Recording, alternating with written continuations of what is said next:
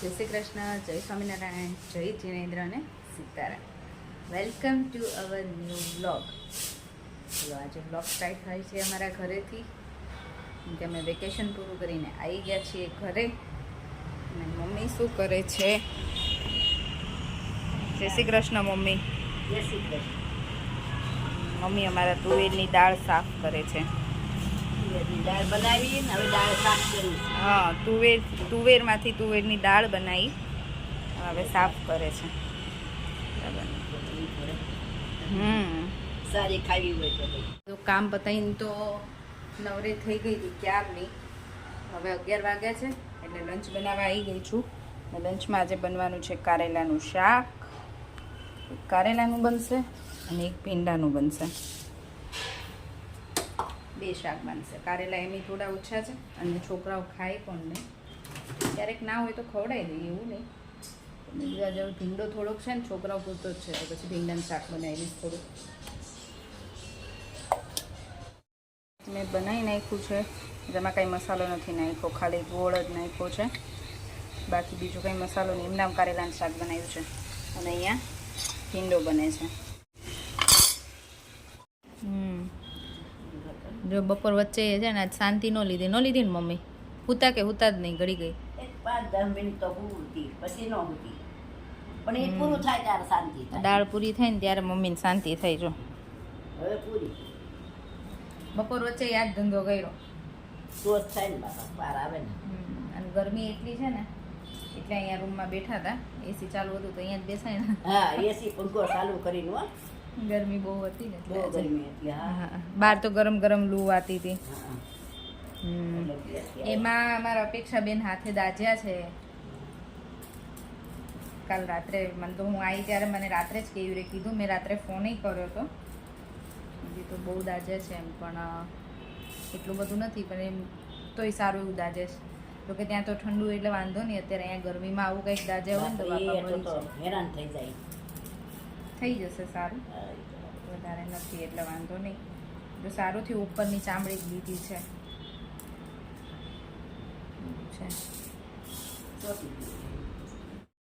તો સાંજના 5 વાગ્યા છે અને છોકરાઓને લાગી છે ભૂખ.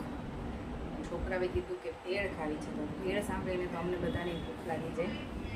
એટલે જો અહીંયા છે ને આજે ભેળ બનાવું છું, પણ કેવું છે એમાં ચટણી નહોતી, એટલે ચટણી વગર ના મજા આવે. તો તમારે ઇન્સ્ટન્ટ ચટણી બનાવવી હોય ને તો ગોળને પાણીમાં થોડી વાર પલાળી દેવાનો, અને ગોળ ઓગળી જાય ને એટલે એમાં પછી થોડું લીંબુ, મરચું, મીઠું અને જીરું એવું નાખી દેવાનું. એટલે આ છે ને તમારી ચટણી જેવું થઈ જાય, ખાટું, મીઠું ને તીખું. એટલે આને તમે ભેળમાં નાખી દો ને એટલે મજા પડી જાય ભેળ ખાવાની. ચલો સાંજના નાસ્તામાં 5 વાગે અમે આજે ભેળ ખાઈએ છીએ. બનીને અમારી ભેળ મસ્ત બનીને તૈયાર છે. એને રાહી મજા આવે ને? શ્લોકને કંટાળો આવે છે ને બેયને? ખાઈને પછી નીચે જાવ, કોઈ હોય ને તો રમજો, બરાબર છે? તમારા ફ્રેન્ડ્સ આવી ગયા?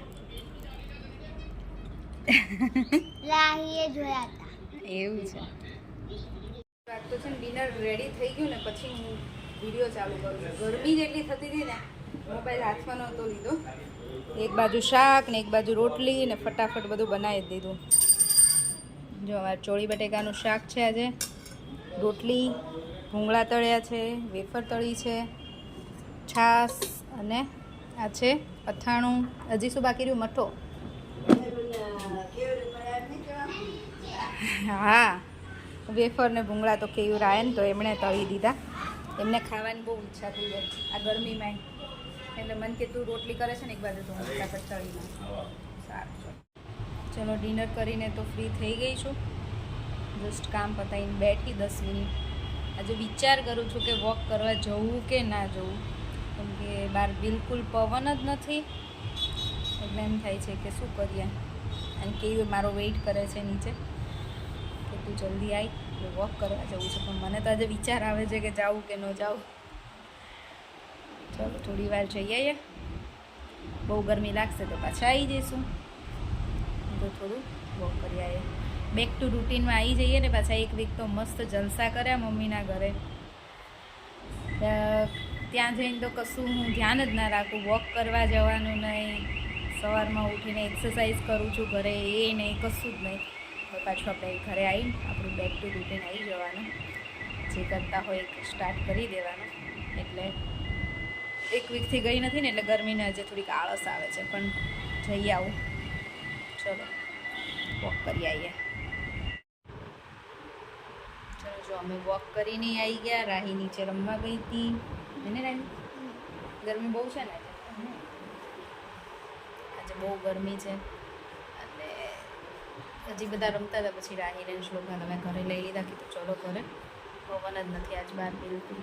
અમે તો વોક કર્યું, પછી પાછું એક્ટિવા લઈને આટો મારી આવ્યા. હું ને ડેડી એમને અમે ડેડીને એક કામ હતું ને એટલે, અને મારે થોડો આટો મરાઈ જાય એટલે હે ને. એમાં આવી ગરમીમાં કાલે લાઈટ નથી અમારા ઘરે, શું કરીશું? ક્યારે 6 o'clock થી 4 o'clock મોર્નિંગ 6 થી નૂન 4 સુધી મેસેજ છે એવા. જોઈએ હવે કાલે શું થાય છે, લાઈટ છે કે નહીં. લોક મસ્તી કરે છે પાછળ. જો હવે આજનો દિવસ તો અમારો આવો જ ગયો ઘરના કામમાં. અને શું કરતા હતા? દાળ સાફ કરી. એમાં કોઈ દિવસ અમારો પૂરો થઈ ગયો. રાહીને આજ થોડો કંટાળો આવ્યો નહીં રાહી? કેમ કંટાળો આવ્યો? હું કહેતી હતી કે તું છે ને બીજા રમકડા ઉપર એટલે ઉપર મૂકી દે અને મને કિચન સેટ કાઢી દે. બીજા ટ્રીઝ નીકળવા છે ને એટલે સારું નીકાળી દઈશ કાલ. ચલો હવે તો આપણે ઘરે જ છીએ નહીં? વોટર પાર્ક, અમારે આવી ગરમીમાં વોટર પાર્ક જવું હતું, પણ હવે ઈચ્છા નથી થતી. થાય છે ઈચ્છા? કેમ કે અમે જે ત્યાં પહેલાં મેં ચિલ્ડ્રન્સ પાર્કમાં ગયા હતા ને, ત્યાં પાણી એટલું ગંદુ હતું અને વાસ આવતી હતી ને, તો મને એ જ બીક હતી કે મારા છોકરા બીમાર ન પડે તો સારું. આ કોઈને વાંધો નહોતો આવ્યો, પણ શ્લોકને 2 દિવસ ઇન્ફેક્શન જેવું થઈ ગયું હતું, પેટમાં દુખતું હતું, એવું બૂમો મારતો હતો. પણ એના લીધે જ થયું હશે. એટલે હવે અમે વોટર પાર્કમાં જવાનું તો કેન્સલ કરી દીધું છે.